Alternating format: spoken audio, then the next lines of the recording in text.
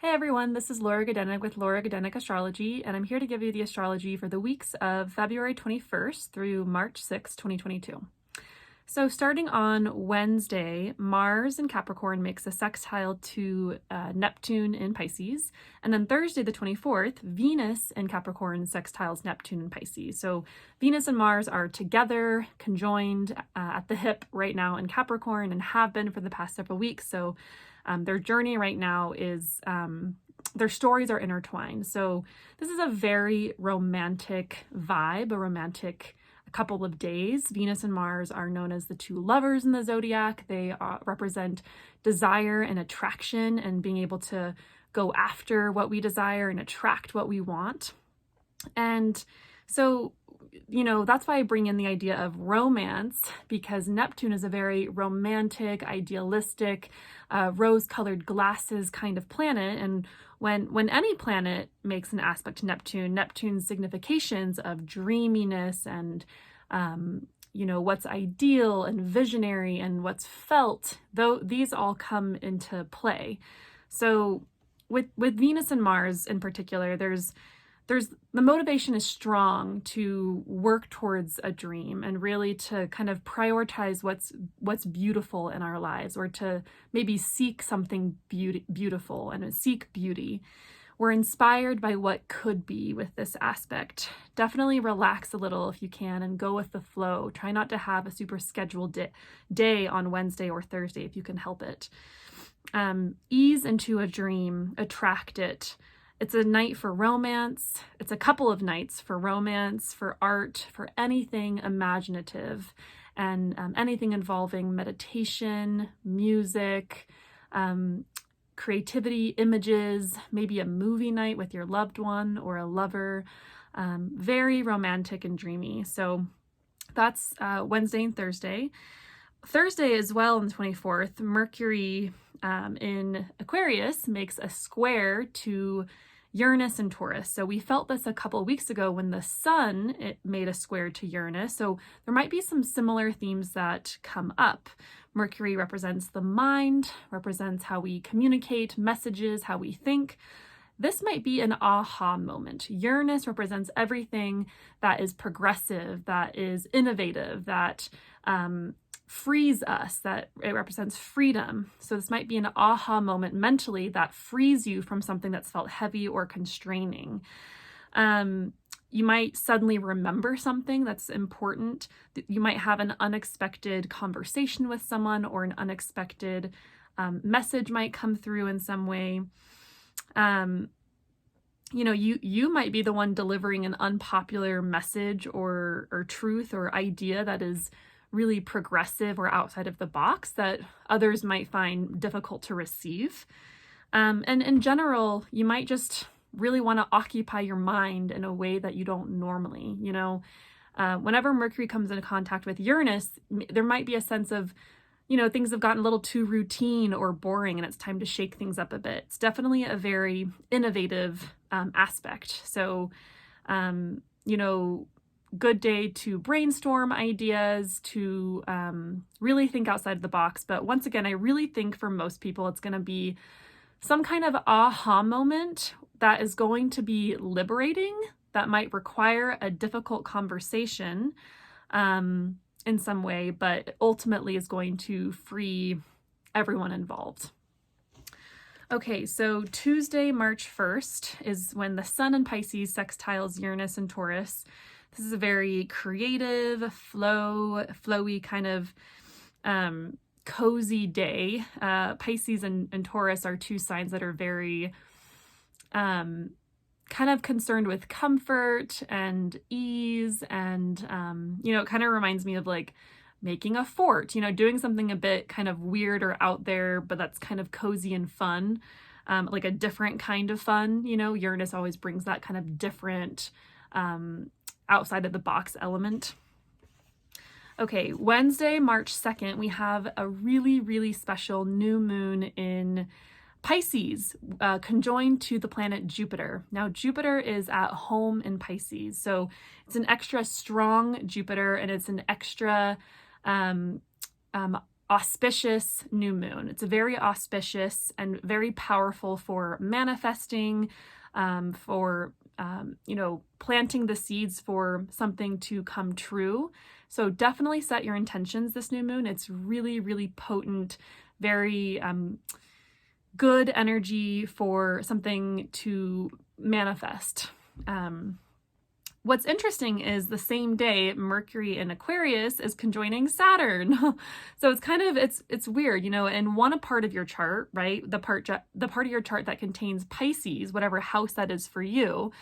There's this great potential for a dream to come true when you plant that seed. However, in another part of your chart, the part of your chart that contains Aquarius, Mercury is conjoining with Saturn, and that's a bit more heavy and full of, kind of duty and responsibility. And, at this, so basically at the same time, you might have to apply yourself in some way and do some mental hard work. Mercury, once again, is about conversing, messages, commerce. This might be a time period where you're engaging in a lot of hard mental work. I know I will be, because I have a paper due that week. So I'm already thinking oh, this is going to be, I'm going to be applying myself diligently in to write a paper. So yeah, challenging mental tasks could feel a bit isolating, although the new moon conjoined to Jupiter could offset that as well. So if it does feel isolating or heavy, just, try to access whatever coping skills that you have, and really community is truly, in my opinion, the answer to isolation and loneliness. Reach out to a friend, a group of friends, go to a community event. That's going to be very helpful. However, at the same time, Mercury and Saturn, get something done, right? Start your taxes. Utilize the energy. Mercury and Saturn together want to be productive, want to be useful, want to produce results. And so go ahead and start something that you've been putting off, because the energy is good for that. Okay, Thursday the 3rd is, so the day after the new moon, we have Venus and Mars and Pluto all conjoining in Capricorn at 27 degrees of Capricorn. So this is very intense, deep, cathartic, passionate. And this is all, definitely relationships are coming up here, because Venus has to do with relationships. It doesn't have to be, though, right? It really depends on where this triple conjunction is happening in your chart, what house is being highlighted. However, I think for a lot of people, it is going to be centered around relationships and how, Venus and Mars together are, how do we maintain ties and connection and relationship while also maintaining our own sense of individuality, our own sense of independence? How can we set boundaries, right? This is happening in the sign of Capricorn, a sign about boundaries and structure and systems, right? So how can we fuel the fire of the relationship while maintaining our autonomy? And I think about the analogy, and that's actually my friend Kelly Case kind of came up with this analogy that having space fuels the fire, fuels the flame. So we can kind of step back and give the relationship space and space to breathe, give it some air, that's going to fuel the flames of passion. And Thursday the 3rd, with this conjunction with Pluto, there might be some more intense conversations coming up around this topic. Definitely Pluto, Mars, and Venus are all planets that have to do with passion, connection, and sex drive. So definitely be on the lookout for an increased sex drive. Also think back to when Venus was last conjoined to Pluto. This has been a whole cycle. This has been a huge part of Venus's retrograde cycle, her conjunction with Pluto. So in particular, the first time that Venus conjoined Pluto was December 11th, where she kind of stayed in conjunction with Pluto for like 2 weeks, give or take a couple days. And then the second exact conjunction with Pluto was when Mercury was there, and that was December 30th. So that might have been a time where you had some more cathartic conversations, or you were able to speak a deep truth and kind of maintain ties, because that's what Venus is good at, but kind of digging underneath the surface to unearth something. So yeah, think back to those time periods, really December 11th, even a couple days leading up to that, December 30th, all that time in between. What has been unearthed or revealed with Pluto around Venus topics, beauty, desire, relationships, how we have fun and experience joy in our lives? What lessons have been learned?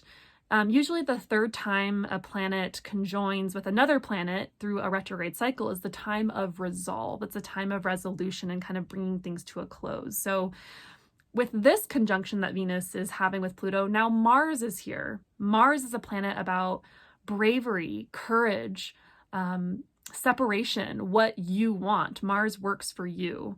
And so this is pushing us to resolve, to possibly split up, or, really kind of getting clear and serious, intensely serious about boundaries, about separation. Where do I begin and where do you end? This could also be, accessing the internal courage to stand up for justice. Pluto is very much so a planet that indicates injustices in this world and power dynamics. So this might be a time where you have the bravery or the courage to speak up about something that maybe you've experienced that was unjust, or someone else in your life, and to take action on that. Yeah, and that could include, past traumas as well. So this is a pretty big conjunction, the three of these. It's going to feel intense. It's going to feel cathartic. It's going to be also really deep. And, hopefully, I hope that it'll be, it'll serve you. It'll serve everyone is the hope. I mean, obviously some pretty terrible things happen in this world, and when those things happen, there are transits happening too. So my hope is that this is more cathartic and it's a release rather than like an added on trauma or drama. So okay. Oh, and one more thing on that. So once Venus and Mars conjoin Pluto in Capricorn, they are going to move together into the sign of Aquarius, where they will conjoin officially, or in an exact manner, once again on Sunday, March 6th. So Venus and Mars have been traveling through the sign of Capricorn together, like within a degree, basically since, late January or so. And they made their first and last exact conjunction on February 16th in Capricorn, the same day as the full moon in Leo. And this is the second and final exact conjunction at 0 degrees of Aquarius on March 6th. So, this kind of makes me think of that there might be like maybe a new kind of relationship emerging with, after having gone through the gauntlet of Pluto, or having gone through the underworld with Pluto. It's kind of like, okay, we're coming up to the surface to breathe, to have some air. And what are we bringing with us? What is what is this new form of relating that we're bringing with us? What can we innovate? What can we update? What is visionary? What's an ideal, right? Aquarius is a sign that has to do with ideals. It's kind of similar to Pisces. However, Aquarius is more kind of committed to those ideals, or it's a Saturn ruled sign. So Aquarius is more willing to really work towards those ideals, and can therefore be very hard on themselves and also hard on other people in society around us. we can do better. We can innovate and update things in our society. And it kind of, Saturn,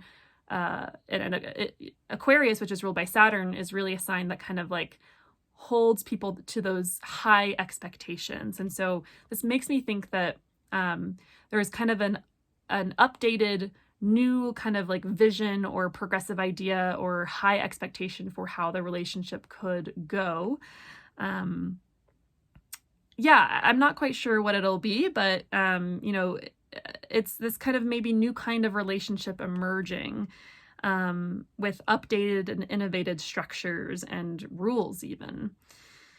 And then, yeah, Venus and Mars will continue their journey together, conjoined through March. I believe March 21st is when Venus finally gets a bit further away from Mars.